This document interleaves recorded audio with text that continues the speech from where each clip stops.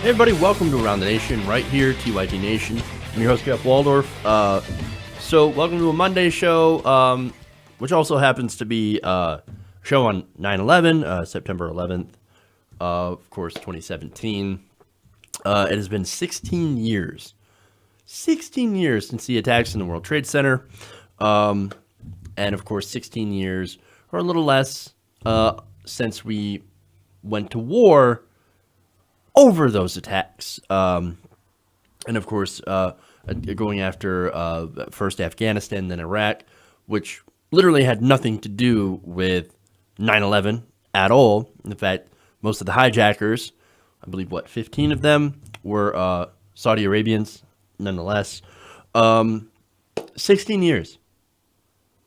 So I guess now's the day to reflect on what happened. And more importantly, I think to reflect on is our response. So I think that's super important. Okay. Anyway, that's, again, not a huge part of the show, but I figured I would. Like, everybody's doing their own 9/11 thing, so I figured I'd just weigh in on that. So, hey, they say never forget. Well, never forget our response, which ended up costing the lives of millions of people who were actually innocent and invading two countries, and which cost us trillions of dollars in blood and treasure. A lot of our people were killed, but many, many more innocent Iraqis were also killed. So this is anyway. Again, I could sit there and rant about that, but I won't. Because we have actually a lot of really good stuff to cover, including Fox and Friends, their take on 9/11, on the 9/11 memorial. That's some hilarity. Not only that, but we also have, let's see, Trump finally realizing that people hate him. That's fun. And his response to that. We also have a couple of stories on Steve Bannon. He's going to war with the Republican Party. Not only that, but he also has some criticism for Donald Trump. That's interesting. Then we're going to talk about deregulation, and finally, some good news on the Democratic side concerning single-payer healthcare. Very interesting stuff. So you're not going to want to miss that. All right. Anyway. So I'm seeing that it sounds like somebody else is talking. I'm reading in the chat here. I'm not aware of any of those issues. I'm not sure what could be causing any of that. Like I said, I don't think that there's anything on this stream that should be causing any of those problems. But anyway, let me know if it continues so and makes it very, very difficult for people to listen. All right. Before I get into the show, I want to make sure to let everybody know how you can help the show. First of all, you can like and share the stream. You can also tweet us using the hashtag TYTNation or at TYTNation on Twitter. You can also help us out by doing the super chat, which is pretty cool. You can help the show and elevate your own comments, which will be read on air. Another way to help us out, patreon.com/TYTNation. It's a great way to help the show. And let me read some patrons, by the way. We have Indie Dude. We have Stefan Pereira, Gerard Steele, Joshua Pershin, Jason Hubert, Stacy O'Neill, Anshuman Vinit, hopefully I said that right, Paul Dolan, Kyle Hensherich, Trisha Cano, Gopiri Salmon, Kim Luck, The Decrepit Progressive. We also have Frank Lambert, Abby Melson, Naomi Brown, Rebecca Taylor, and Victor Modest. So thank you to all those people that I just named for being patrons and helping us out, helping keep TYT Nation independent and non-corporate sponsors. So thank you very much. All right, let's get into the stories. And we'll start out with Fox and Friends. Okay.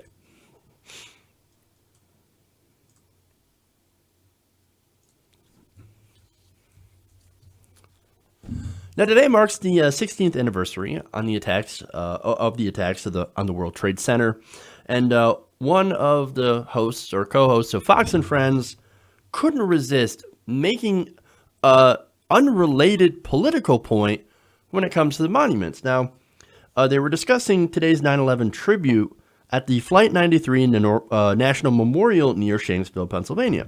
Now, during this, he was talking with Ryan Zinke and Brian Kilmeade, again, one of the co-hosts, and somebody who's not very smart, that we've noticed anyway. He decides to ask Zinke a very ridiculous question. He said, do you worry 100 years from now that someone's going to try to take that memorial down? And of course, he's speaking of the Flight 93 National Memorial. Well, that's an odd question. Now, he also said, added, like they're trying to remake our memorials today.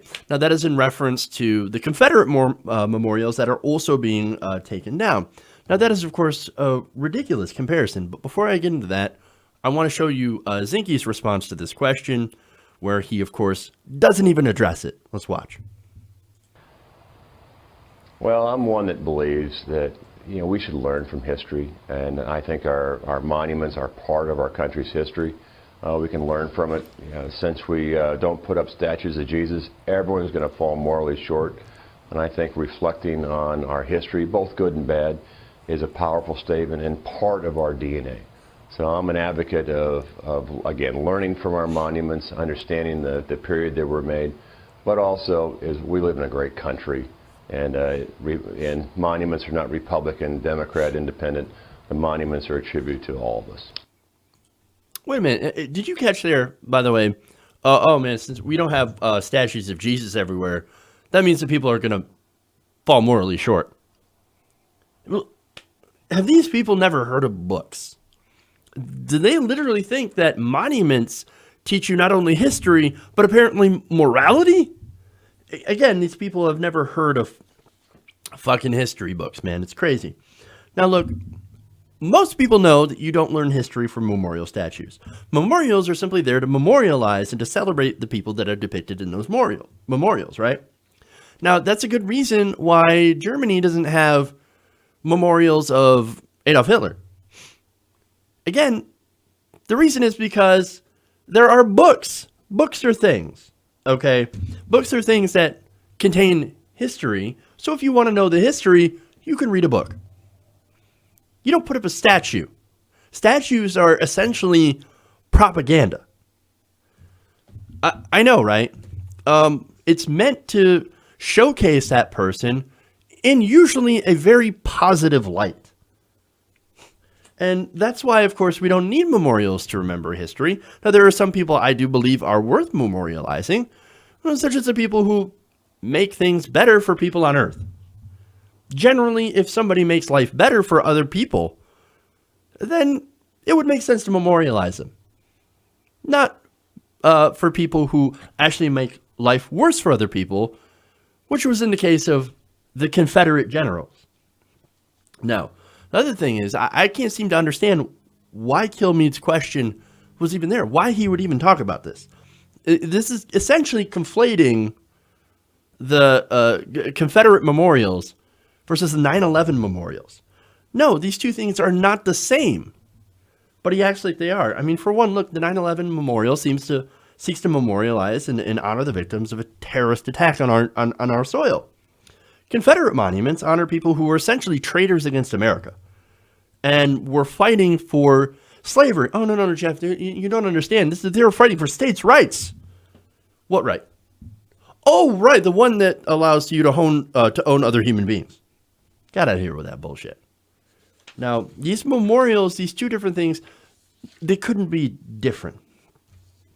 Now, Kilmeade's question and Zinke's answer could not be more of a pander to white supremacists, right? And that's what's sad here. Now, another sad thing about this is that there's a lot of people in the South that actually do think that, no, this is actually about history. Now, they're not, and I can prove that. The monuments, for example, were not put up right after the Civil War. Many of the people who fought in the Civil War, especially on the Confederate side, Robert E. Lee, for example, didn't want memorial statues. Why? Because he said that it would divide the nation, that they were still trying to heal after the Civil War. So putting up these memorials, in their opinion, was stupid and ridiculous and would only continue to further divisions that were already there. But see, something changed, right? Since that time. Now you have a lot of, when Jim Crow happened and the Civil Rights era happened, right? That's when these statues and memorials really started popping up everywhere, especially in the South. And look, that's also that same time as when the Confederate battle flag started showing up everywhere. Now, I think a lot of people who grew up and you know, they grew up there in this culture and they thought, hey man, look, this is my heritage. They don't understand the context and they don't understand the history of the flags and the monuments. And that's, of course, thanks to a meticulous whitewashing campaign held by people who do hold those and still hold those racist views. Okay? And because of those campaigns, people don't understand that these monuments, the only reason that they were put there wasn't to honor Robert E. Lee. This was to intimidate black people. This is not about the history and the heritage of the South. It was about intimidation. And I think that most people agree that that's not something that they want to celebrate. Now, there are some people who do know that history, do know that context, and they still want to celebrate it. We call those people racist. Just saying. For everyone else, again, they're ignorant of the history, which leads to disastrous polls such as this. There was a August YouGov poll, and in it, 54% of the American people see statues of Confederate war heroes as symbols of Southern pride. Only 26% said a symbol of racism, and 20% just didn't know. And that, right there, is the power of propaganda and of literal whitewashing. I don't believe that 54% of Americans are racist. That's ridiculous, right? I also think that they don't think racist symbols are awesome. It's actually much easier to believe and much more plausible that these people are just uninformed and they don't understand the context. Which makes sense if those same people are watching Fox News. Okay.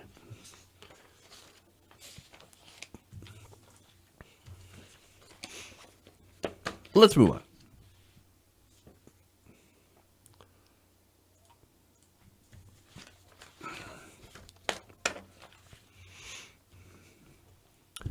Now, last week, President... Oh. Okay, yeah. Everything's set. All right, let's start that again. Now, last week, President Trump reached across the aisle to do a deal with the Democrats to keep the government open and to fund Hurricane Harvey relief. It's actually a pretty decent deal. I gave him a lot of credit because, hey, it looks like that's what you're supposed to do. You're supposed to go in, you're supposed to reach across the aisle, make deals to actually get things that need to get done. Now, the other reason that I gave Donald Trump some credit was because, unlike Mitch McConnell and Paul Ryan, Trump wasn't playing politics with the debt ceiling or with Harvey aid. That's a good thing. You don't want to play politics with either of those things because they're very, very important. If you don't pay the debt ceiling, if you don't raise the debt ceiling, we're not able to pay our bills as a country. Not only that, but again, there are millions of people that right now are still rebuilding, are going to be rebuilding for a long time after Hurricane Harvey. They deserve to have aid from the government. I don't care what your politics are. I know some people are like, oh, they don't like the government down there in Texas, so we shouldn't bring the government. No. Government is there to help you in disaster situations like this. I don't care if you're a conservative or a libertarian, whatever. You're an American and you need help. And we're going to provide it. And let's hope you remember next time there's another place that needs help. But anyway. Now, a lot of people, they were basically stunned that the president would turn his back on Republicans and actually make deals with the Democrats. Now, I was also kind of stunned because this means he actually did something decent and I had to give him some credit for it. And another reason that I think a lot of people might be stunned is that for a moment, Trump actually had a moment of self-realization. Wow. As Axios explains, a Trump advisor says that after a tumultuous 7 months in office, it had finally dawned on the president that, quote, people really fucking hate me. Oh, I love it. They also write, for someone who has spent his life lapping up adulation, however fake, it was a harsh realization. This is a man with an especially acute need for affirmation. Now, look, we know that. We know that he surrounds himself with people who say yes. Not only that, but this is a guy who has to watch cable news like at least 6 hours a day. And for the people that praise him, he absolutely loves it. He goes on there looking for people to kiss his ass. So, yes, he needs that adulation. He needs to be praised because he's a child. And that just shows that he's not very sophisticated, right? Now, his motives are, how does it help me? And what will the pundits on Fox say about it? Now, I reported that in the Dem deal, he actually got praise from Fox and Friends. So he was super happy. He was running around the White House. He was jumping and skipping. Well, okay, maybe not literally. But he was super happy about it. He was stoked. He's like, oh man, people are giving me so much credit for the deal with the Democrats. I might deal with Chuck Schumer again. I might deal with Nancy Pelosi again. Oh, you want me to send out a tweet for you? On DACA? Sure thing, Nancy. You are my best friend. I love the media. The press is being fantastic to me. Like, he's like a child in a candy shop. When the press is good to him, he absolutely loves it, right? And he saw that if you do something positive for a change, well, then you're going to get some positive press. Now, that could have some very negative implications. Like, for example, when he started bombing Syria. When he launched some missiles at Syria, the press was like, the establishment press was like, oh, so presidential. Look at Trump. This is the day he became president. As like missiles are, hitting a Syrian airstrip, that's the day he became presidential. So look, you can have a very negative impact from this. And that goes for other establishment policies like raising or cutting taxes for the rich and corporations. I understand that, right? But I'm going to try to be positive here and a little bit hopeful here. I know, right? Coming from the cynic, I think this might mean a lot. But see, here's the thing about Trump, right? We know he's not an ideologue. He doesn't care about policy. He doesn't care about nuance. He gets bored when you talk about actual policy, when you get deep into the nuances of how government works. He's not interested. What he is interested in, he's interested about ratings and positive press. And in fact, Axios notes that if you learned anything from the Schumer deal, it would be, hey, stop doing things people hate. I know, right? Now, to again illustrate how insular and unintelligent this president is, it took him 7 months of tanking poll numbers and massive demonstrations to figure out that, hey, it looks like people despise him. Not very smart. But look, that also could be the fault of people around him. Up until lately, he had 2 people bring him folders of positive press. And it would be from sources like Breitbart. Now that Steve Bannon is gone, what is it? John Kelly, his new White House chief of staff, replacing Reince Priebus, well, he cut down on him being delivered essentially propaganda from Breitbart and Daily Caller. In fact, he was like, hey, where's my Breitbart and Daily Caller? That's always like Steve Bannon always delivered some these articles to me. Where are they? Well, that stuff was propaganda. And to John Kelly's credit, he cut that shit down. Okay. They're not dealing with this anymore. He's not getting that propaganda. So now he's paying more attention to the regular press. And that's, I think, part of the bubble that they kept him with, right? Now, to that point, the people that were bringing that stuff to influence him, people like Priebus and, as I said, Steve Bannon, they knew that the president's an idiot, we can use him, we can manipulate him. It kind of reminds me of Dick Cheney with George W. Bush. George W. Bush, not a very smart guy. Easily manipulated, easily fooled, just like Dick Cheney. But as dumb as the president is, he's a little different than George W. Bush in the fact that he's a narcissist that requires positive news coverage. He feeds off of it, and that sustains him. Now that could be a little bit of a blessing in disguise, albeit, like I said, a very small one. In fact, according to Trump's friends and aides, the deal making could stick. All thanks to this positive reception, he could be like, hey, you know what? I think I will make more deals with Chuck Schumer. I think I will make more deals with the Democrats, Nancy Pelosi, and fuck the idealists in my party, the ideologues. Okay. Now, this could also give him out to salvage his terrible reputation, even though I think that's a long shot. Now, how could that happen? Well, I mean, he could blame the establishment. Mitch McConnell, Paul Ryan. And look, he already hates Mitch McConnell and Paul Ryan. It would be pretty easy to say that, oh man, Paul Ryan, Mitch McConnell, well, they kind of duped me a little bit. They kept telling me, they convinced me that repealing the AHCA, or Obamacare and trying to push the AHCA was popular with the American people. And, you know, they were lying to me the whole time. It looks like the Republican establishment tried to pull one over on old Trump. But you know what? I broke through. Now I'm a populist. Now I'm working for you. Now I'm going to do some deals with the Democrats. Maybe. I don't know.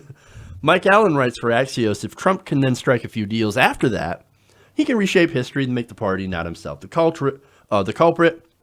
Now that, of course, would be classic Donald Trump, blaming other people for his failures. But hey, whatever.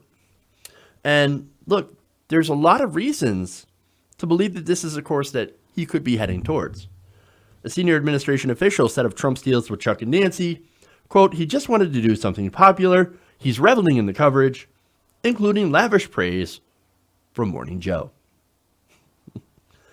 Not only that, but as we know, Trump hates complex topics and gravitates towards things he can build. Now, that might explain why he's so adamant at the wall. I mean, he loves infrastructure projects, right? Well, how about instead of building a wall, maybe we could convince him to build a high-speed rail or some other real infrastructure program. Not the one that would hand out our infrastructure over to private corporations, like the GOP plan. That's probably would be super unpopular, especially if toll roads start popping up everywhere, which would be the plan. That plan wouldn't be popular, but a real infrastructure plan would be, like one championed by Bernie Sanders. Not only that, but he told Republican senators the House health care bill was one mean son of a bitch. He said he wanted the Senate version to be much more generous, with no worry to the cost. That, of course, did not happen. Now, look at it this way. And think about it. This guy literally believes everything he watches on Fox News. So maybe he actually does think Obamacare is failing. Now, it's not. But Obamacare, the ACA needs to be fixed, right? And actually expanded. And personally, I believe that it should be transformed into a single-payer system so that it actually helps everyone. Well, if Trump wants to be popular, pushing for a policy that's favored by 60% of the American people, including a majority of Republicans, oh, that's the way to go. That's the way to get popular. So, well, who knows? If only he had access to that kind of information. Maybe he should stop watching cable news and start watching this show. Just say it might be good for him. Now, according to a friend of his, he's actually also tired of dealing with the Republicans who are extremely unpopular. Now, especially Mitch McConnell. And we know he's fed up with Mitch McConnell. McConnell, do you know he has an 18% approval rating in his own state? And he's actually the least popular congressman in the country. Bernie Sanders happens to be the most popular politician in the country. I'm not saying anything. It's to say, hey, Trump, start paying attention to what Bernie Sanders is saying. Now, not only that, but according to his friend, Trump thinks McConnell is, quote, past his prime, no longer capable of leading, and considers him low energy, while also saying he has a much more natural rapport with Chuck Schumer. Now look, I realize that a lot of this might be some wishful thinking on my part. Trump has been and will probably continue to be a horrible president. He's still very unqualified for his position and might not be in that position for much longer, assuming the Mueller investigation actually finds something that's enough to get him in trouble. Nonetheless, there is a slightly there's a tiny little sliver of a silver lining inside of this poop-nado of a presidency, where he might be manipulated into doing something at the very least somewhat positive. And we saw that with the TPP, right? And then, as a result of doing that, would actually be given something that he craves the most, and that's praise. Interesting. Now, he could also end up doing the establishment's bidding, which would end up with deregulation, massive deregulation, tax cuts for the rich, and corporate goodies. Now, those things, they're likely going to happen anyway, whether or not Trump turns on Republicans.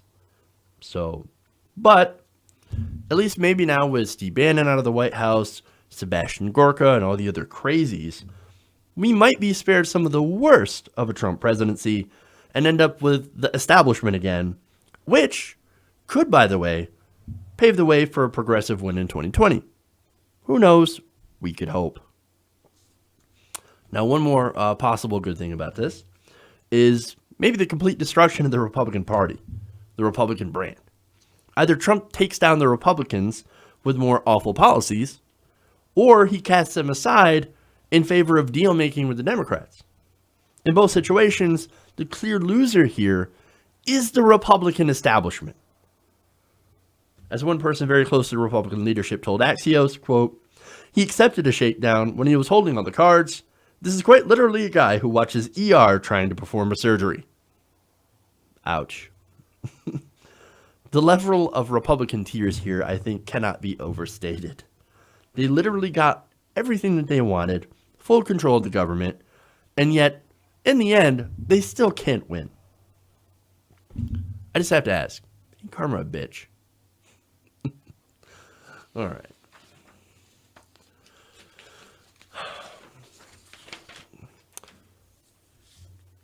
Here's what I'm going to do. I want to take a real quick break here, and then we'll be back for the next segment here around the nation. We'll be right back.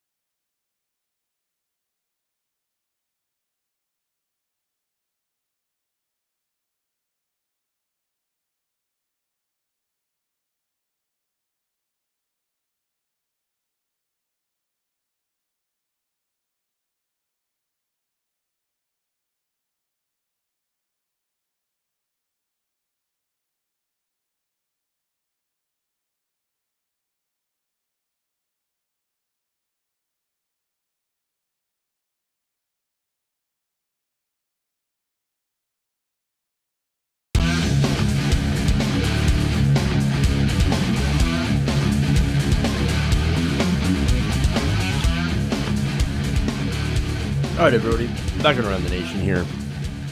We're going to get into some more segments here. First, I want to thank everybody who's watching, sharing the stream.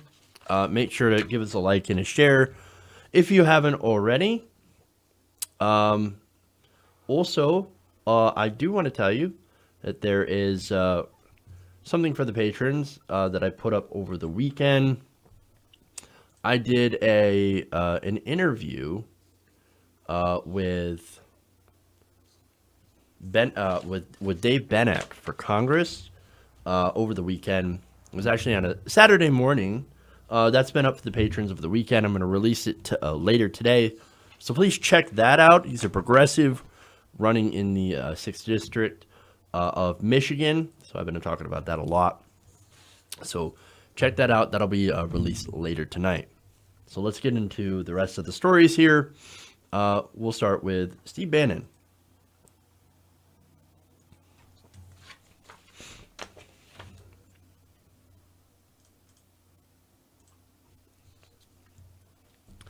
Now, Steve Bannon is the former White House chief strategist for the Trump administration, and he is now, since leaving the Trump administration, is now back at Breitbart. Now, since he returned to Breitbart, he hasn't exactly been shy about attacking the Republicans in the administration. Now, the New York Times writes that in his first extended interview since he left the White House last month, Steve Bannon was unsparing in his criticism, calling out top Republicans, West Wing staff, the pearl-clutching mainstream media, special counsel investigators, and even the Roman Catholic Church. Jesus. Has Festivus come early? Because I sense that we're about to get into the airing of grievances. Now, Mr. Bannon had this interview with Charlie Rose on 60 Minutes, and I'm going to focus on the part where he criticized Donald Trump for firing James Comey. Now, he said, quote, "Someone said to me that you described the firing of James Comey, you're a student of history, as the biggest mistake in political history." Now, that's Charlie Rose. Bannon said, quote, "That probably would be too bombastic even for me, but maybe modern political history." So that's harsh criticism. That is one of the biggest mistakes in modern political history. He also said that if Trump hadn't made that mistake, Mueller would not have gotten involved, and that's actually true. He said, quote, "We would not have had the Mueller investigation and the breadth that clearly Mr. Mueller is going for." Now, which includes, of course, that investigation, possible financial corruption between the Trump campaign and either the Russian government, wealthy Russian billionaires, and giant corporations. Now, on that, there's a lot of circumstantial evidence out there. And that also ties in with Paul Manafort. A lot of it comes from Paul Manafort's ties with, or his contracts and contacts with the Ukraine, Russian billionaires. Those same billionaires have, some of them, like Felix Sater, have laundered money through New York real estate. And one of them was also there when Donald Jr. met with the Russian lawyer looking for dirt on Hillary Clinton. So, that's just one thread that Mueller is attempting to pull out. However, Bannon, he thinks that this whole thing's a waste of time. He said, quote, "It's a total and complete farce." He said, "Russian collusion is a farce." Well, excuse me if I don't necessarily take your word for it, Mr. Bannon. And look, time will tell. Maybe that's true. Maybe there isn't. If there are any illegal deals, well, Mueller's going to find them. That's why he brought in some of the best legal minds who gave up not only lucrative practices to come work with us, but lots and lots of money. So if there's something there, they'll find it. And thanks to Trump's mistake in firing Comey, well, he gets his chance.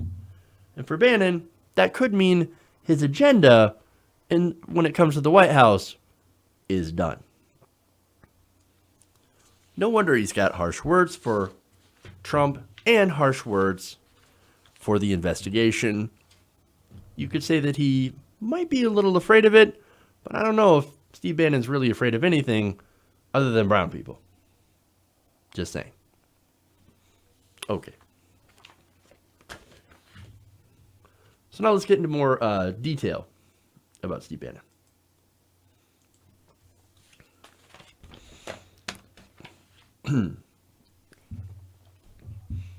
Steve Bannon is incredibly unhappy with the Republican Party, and aside from using Breitbart to attack his opponents, is now threatening to unseat them. And actually, it goes beyond a threat. He's actually set up an infrastructure to try to do so. Politico has the details.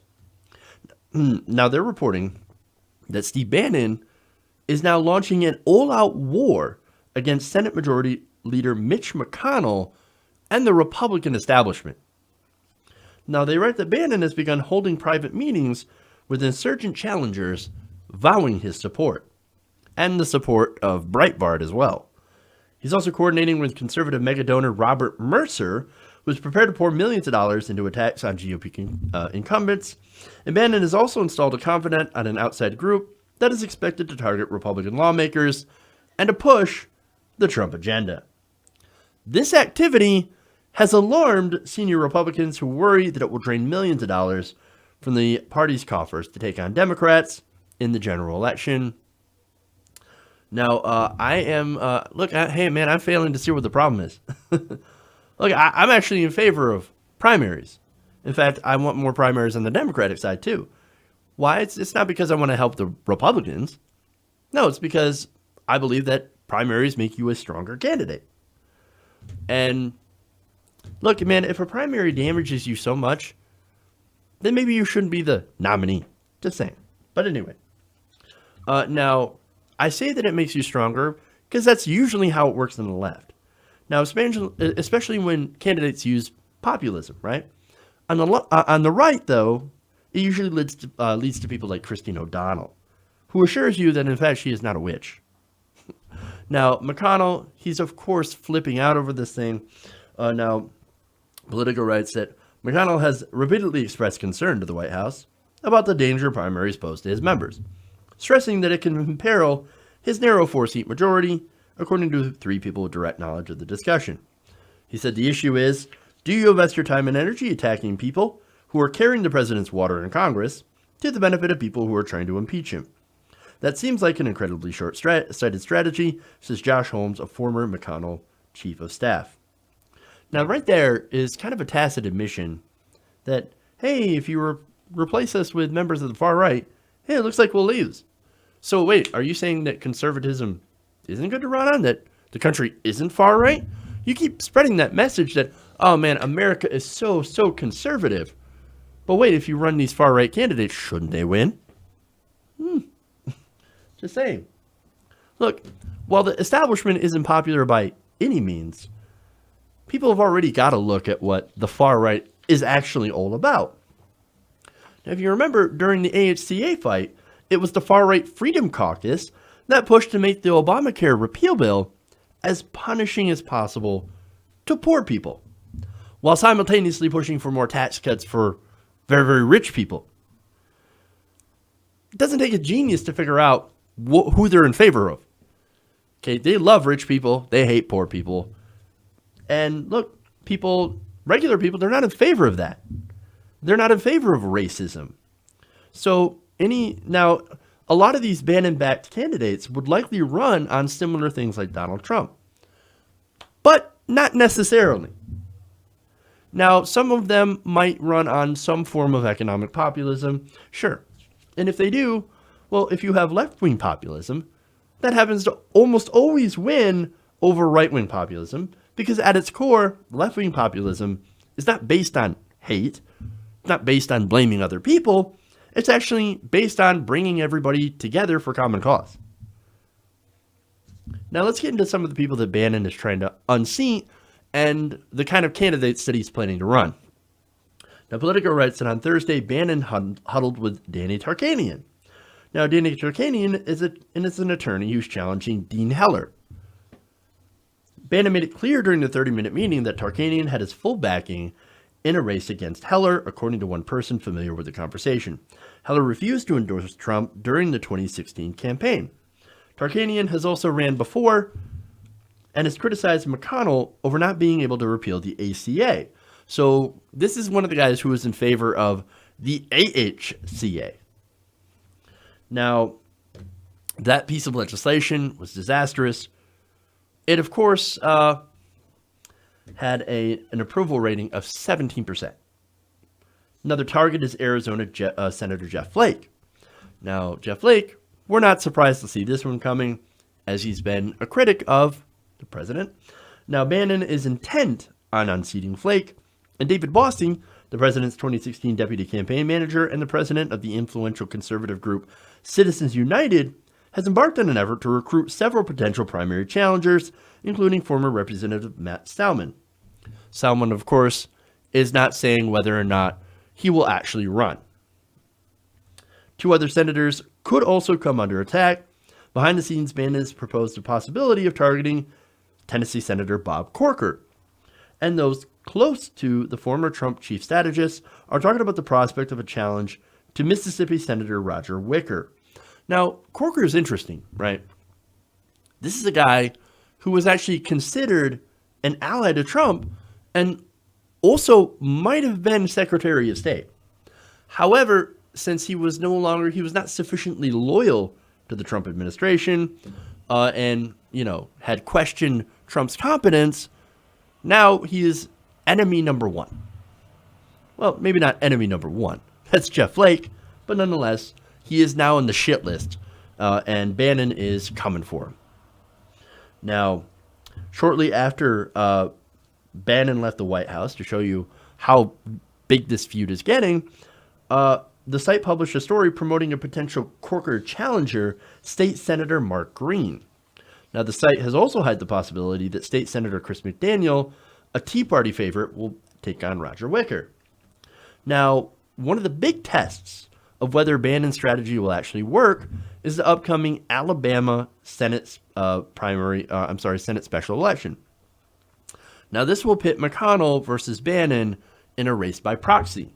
So here you have the forces of McConnell, here you've got the forces of Bannon, and they're going to fight for Jeff Sessions' former seat in Alabama. Now, again, there's no liberals here, okay? There's conservative versus conservative. So we'll see whose ideology wins out.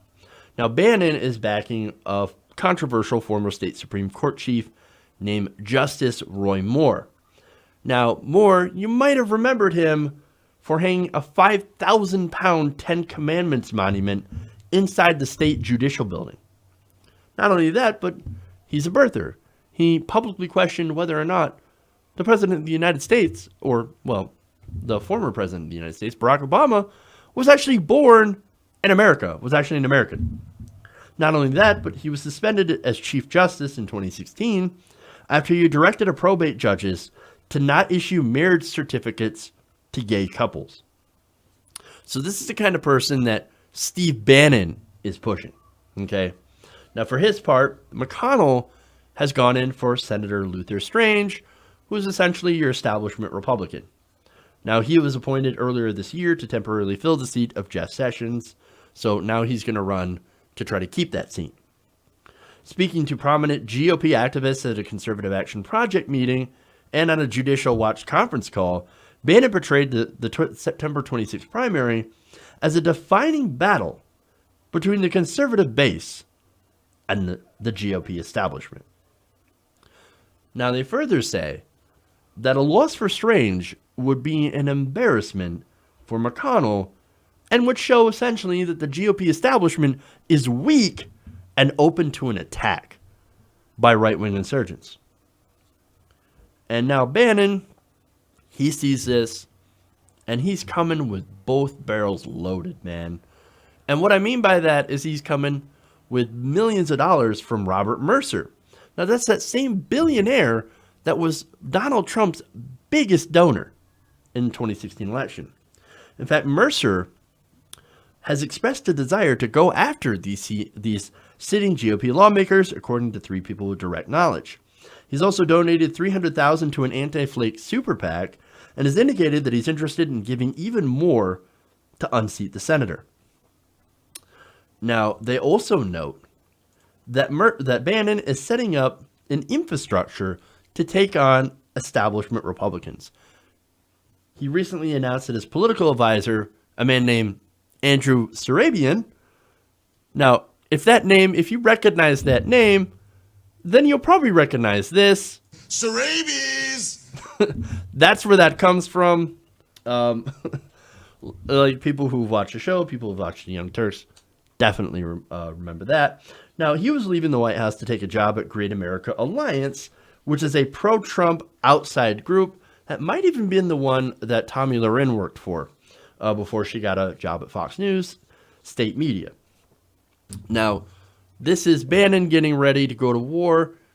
Now let's look at the GOP. They're actually ready to fight back as well. Senate Majority Whip John Cornyn recently organized a pair of fundraisers to jointly benefit both Dean Heller and Jeff Flake. Now, they were canceled after Hurricane Harvey hit, but they're expected to be rescheduled. One was set to be at the Dallas home of billionaire Robert Rowling.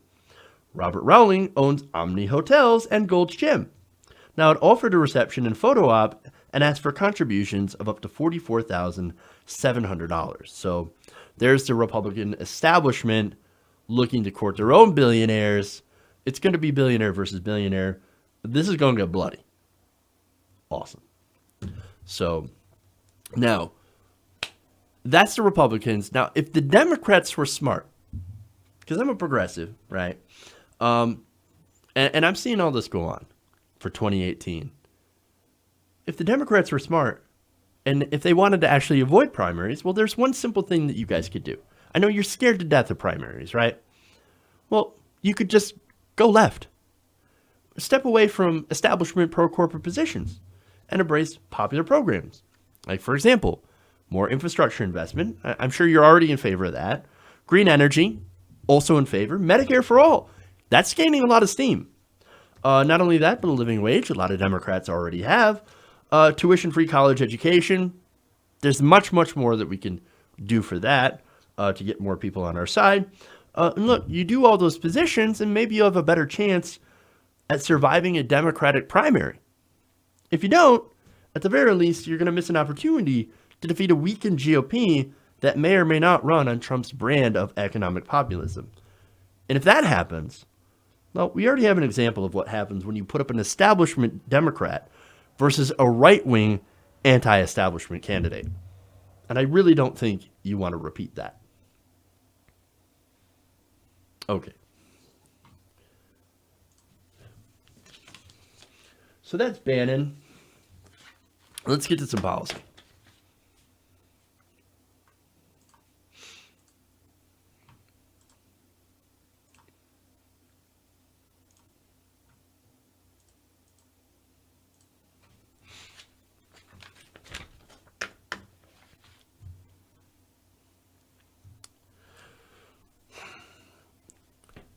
Now, GOP lawmakers are banking on bringing more money into our political system by inserting language in riders into must-pass bills that would essentially deregulate campaign finance laws.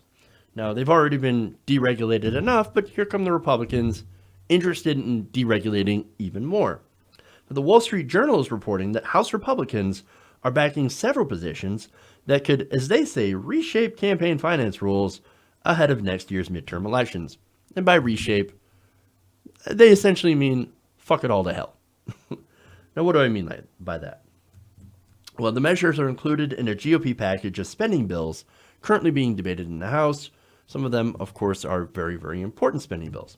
So what are these riders, and why am I so upset about them? Well, under one deregulatory measure in these spending packages, churches would be able to contribute to candidates without fear of losing their tax-exempt status. Now think about this. The religious rider, they write, would allow churches to skirt the so-called Johnson Amendment. The 1954 rule prohibits 501c3 nonprofit organizations, such as churches, from endorsing or opposing political candidates. While the IRS has rarely enforced the ban, the riders could give violators free pass.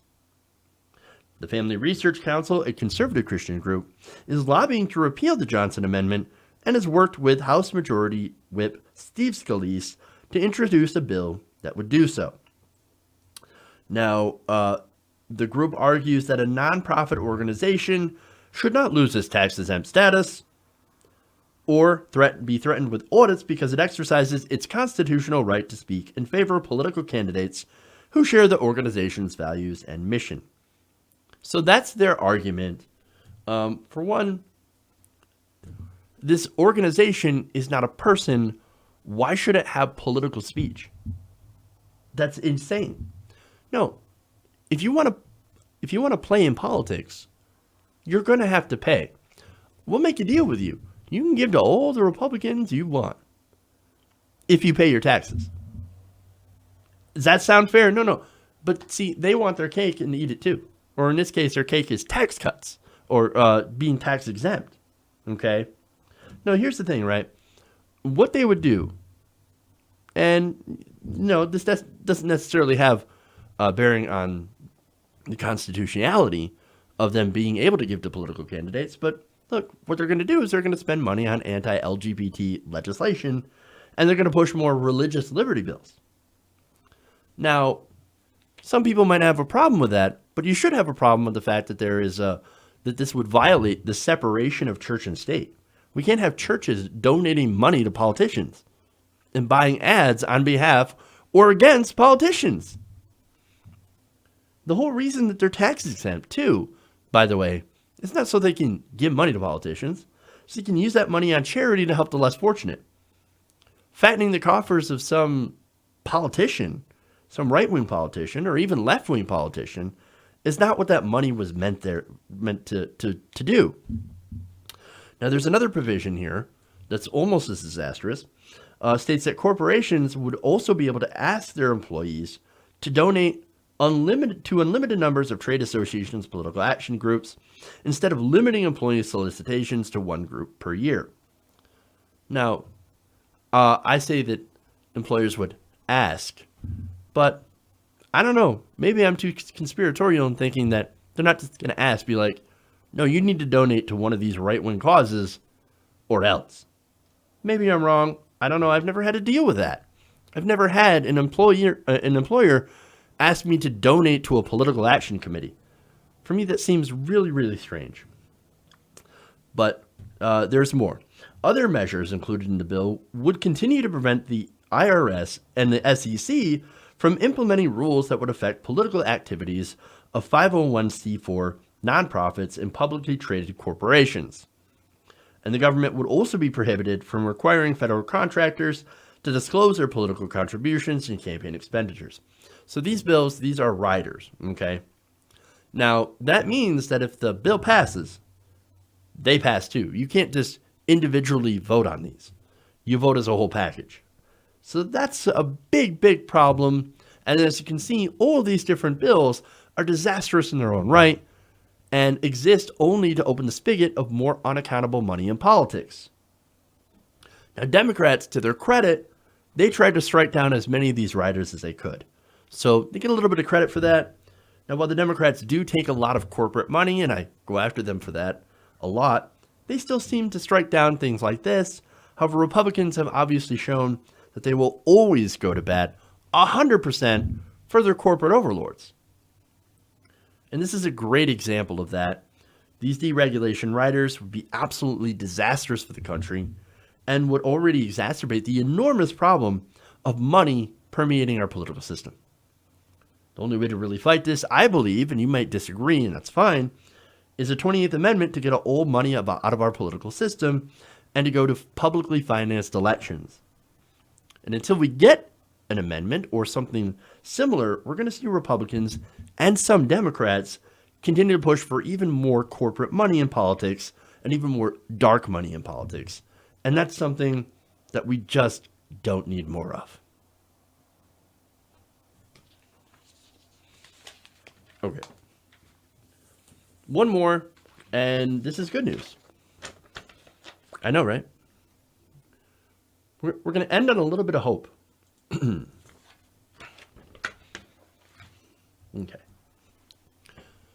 With Senator Bernie Sanders set to unveil his new Medicare for All healthcare bill, the idea of single-payer, government-run insurance is gaining even more traction, not just among the people, but also among politicians.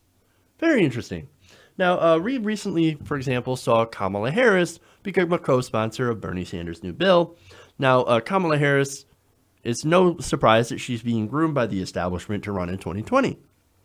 Not only that, but you have Elizabeth Warren also co-sponsoring the bill in a nod, in deference to Bernie Sanders' position in the progressive movement. And not only that, but it was announced earlier today that Cory Booker is also co-sponsoring Medicare for All. Not only that, but on the other side, in the House, you have over 100 co-sponsors supporting H.R. 676. That's John Conyers' Medicare for All bill, which is meant to be a companion to Bernie Sanders' bill, and actually has been introduced every time in every legislative session since at least 2006. So big, huge credit to John Conyers for that. Now, not only that, but you've got majority support of the American people that are now in favor of single-payer health care. And now, of course, another politician has come out in favor of single-payer, and you're not going to believe who this is. Axios is reporting that former Montana Senator Max Baucus, who was the central architect of the ACA, who basically steered that bill towards the center, which is actually more right-wing because ACA is more of a heritage-centered plan anyway, and rejected multiple proposals for government-run insurance plans, now is supporting single-payer. You've got to be kidding me. He said, quote, and this is according to the Bozeman Daily Chronicle, "My personal view is we've got to start looking at single-payer. I think we should have hearings. We're getting there. It's going to happen."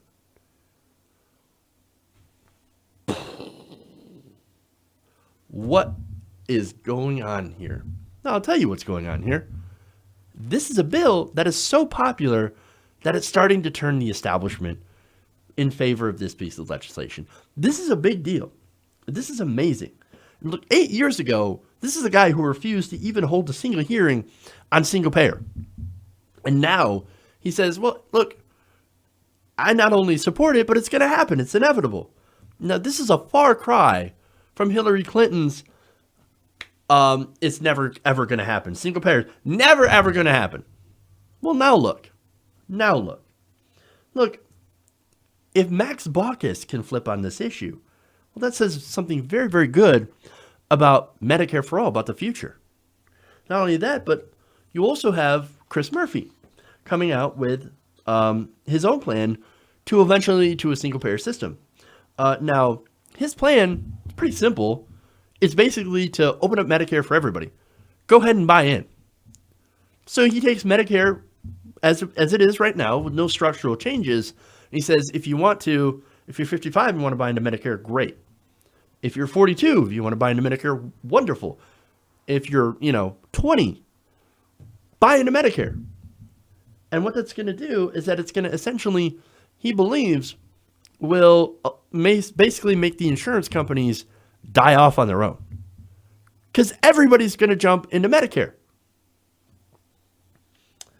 That's one approach. And again, there are other approaches. There's opening up Medicaid for all. There's going to a public option, which is sort of what Murphy is saying.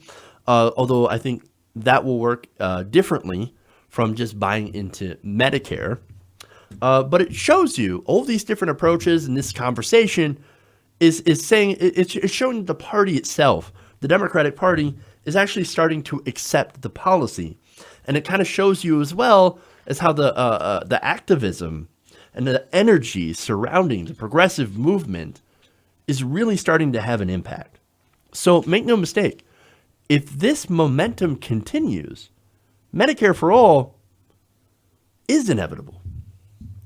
Now, that doesn't mean the mission's over, right? Now that we got these politicians saying that they're in favor of this, okay, whatever, right? What's really important is not just words, but actions. And so we need to continue to hold them accountable. Not just the ones, and for the ones who won't support it still, well, that's what primaries are for. Get them out of the way.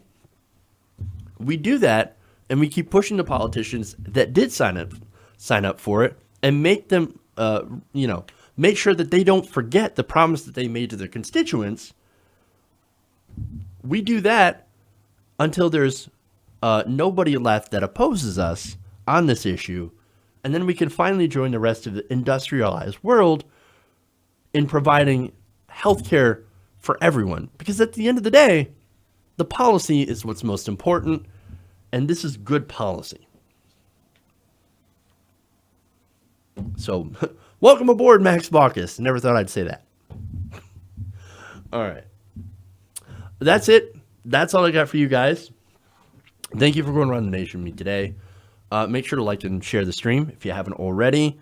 And if you like the show, if you want to support the show, please go to patreon.com/TYTNation and support us. I also want to give a shout out to somebody who had left a super chat for me. That is Patrick Seguin, I believe. Let me see. That's right, Patrick Seguin. He says, Seguin is a French last name. Keep doing a good job. Thank you, Patrick. I appreciate that, and I appreciate the donation as well. That goes to help the show. So thank you so much for using the super chat. And thank you to all the patrons at home, and thank you to all the other viewers as well. You guys are awesome. You're all amazing. Love you guys. And remember, change begins with you. Just as we saw with Medicare for All. We'll see you guys tomorrow.